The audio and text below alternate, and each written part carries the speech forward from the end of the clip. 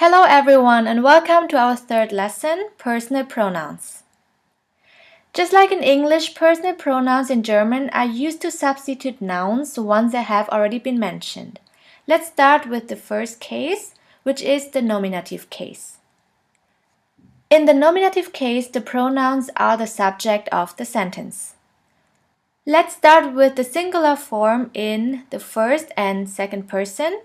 In the first person, we have the word ich, which is equivalent to I. In the second person, we have the word du, which means you. If you want to address someone in a formal way, in German we also have the word sie, which means you. Ich, du, sie. Now let's have a look at the third person. In the third person we have the word er, which means he, sie, which is equivalent to she, and es, which means it. Er, sie, es. Now let's continue in the plural form in the first, second, and third person. In the first person we have the word wir, which is equivalent to we. In the second person we have the word ihr, which means you. Also here in the second person plural we have the formal form of you, which is sie as well.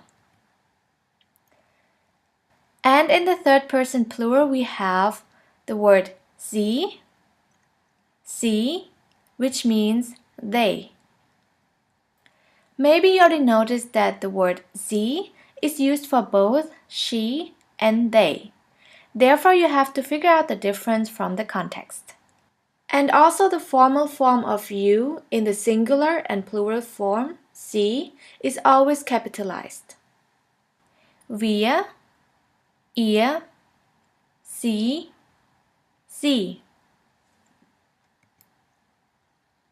Now we will continue with German nouns and gender and also with the definite and indefinite articles. First of all, I want to mention that German is the only language that capitalizes all nouns. And the second thing is, the most important thing for English speakers to understand about German nouns is the matter of gender. You will see that German nouns have different genders. Let's have a look at the definite articles in the nominative case. As I already mentioned, in German we have 3 different genders, der, die, and das, which is equivalent to the English the. I want to start with the first gender, which is the masculine form, der. Here we have the example of the noun Mann, der Mann, which is equivalent to the man. We just learned about the personal pronouns. The personal pronouns of der Mann is er, which can be translated as he. Now let's have a look at der, die, das in the feminine form. Here we have the example of die Frau, which is equivalent to the woman. Also here we have the personal pronouns sie, which means she. In the last case we have the gender das, which is the neuter form. In this case we have the example of das Mädchen, which means the girl. Sometimes gender is natural, as you just saw in the previous cases. Der Mann, which means the man, is masculine, and die Frau, which means the woman, is feminine. But this is not always the case. Here you can see das Mädchen, which actually means the girl, is neuter. So to sum up, there is no specific rule about the gender. The most important thing is that you have to learn all the nouns with their gender. Let's continue with das Mädchen. We already learned the personal pronouns for that. In the neuter form, we say es,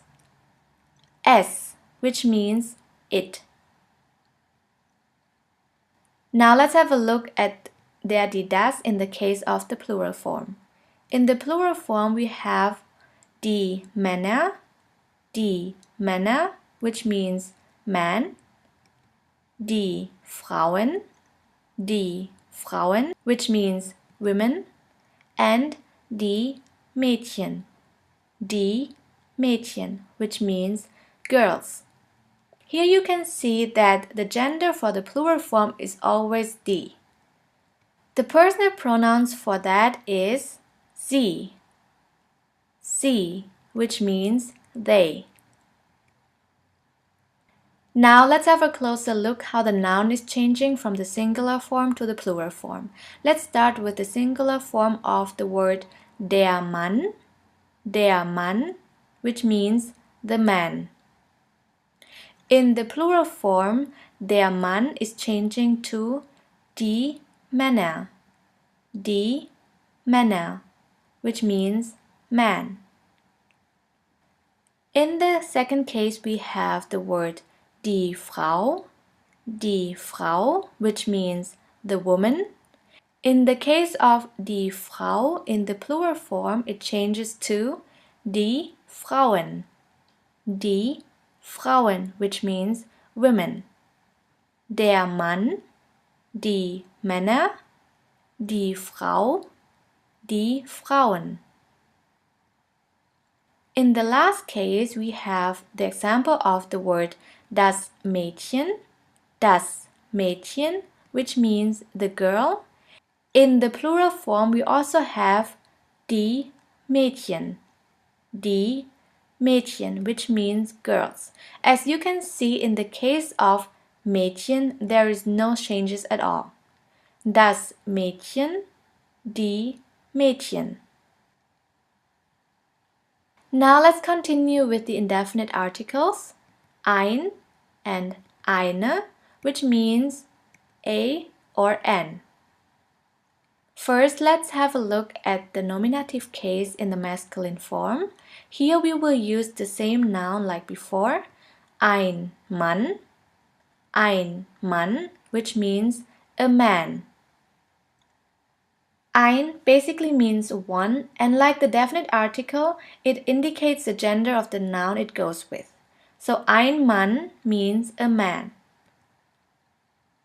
In the case of the feminine form, we have the example of eine Frau, which means a woman. And in the last case, in the neuter case, we have the example of ein Mädchen, which means a girl. To sum up what we just learned about the indefinite articles, we can say that for the feminine form, only eine can be used, and for the masculine and neuter form, only ein is correct. This was our third lesson and also our last basic grammar lesson. I will see you in the next lesson where we will learn about basic phrases and vocabularies such as greetings and other expressions.